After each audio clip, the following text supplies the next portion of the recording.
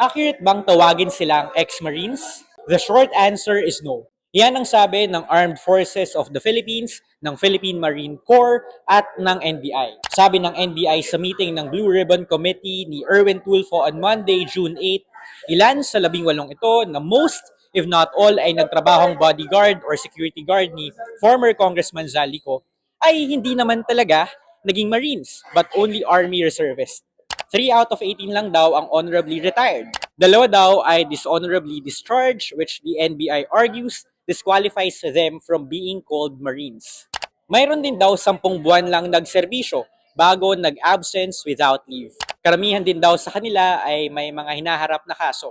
Contrary to the Cayetanos version of a Blue Ribbon Committee hearing that gave the purported former soldiers a platform to expound on their allegations of kickbacks, the Blue Ribbon Committee hearing of the Quetzalian block pointed out flaws, pati loopholes, in the testimonies of the aided individuals.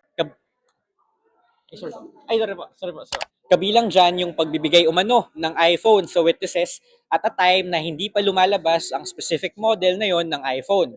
Pati na rin yung pagde-deliver supposedly ng kickbacks kay Father Flavie Villanueva even though walang parish, church, o ministry that matches the witness's description. Yung pagpapalit nila ng currency sa isang building na di umano, wala namang money changer doon.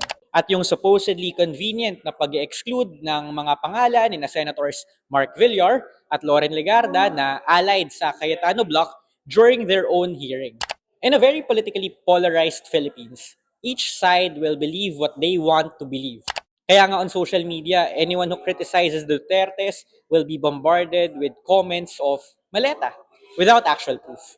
Even we in the media are on the receiving end of these baseless allegations. But the problem is, can these purported former soldiers, ex-Marines in pop culture, withstand a basic test of credibility? I'm Dwight De Leon. Let's discuss further on the Rappler app.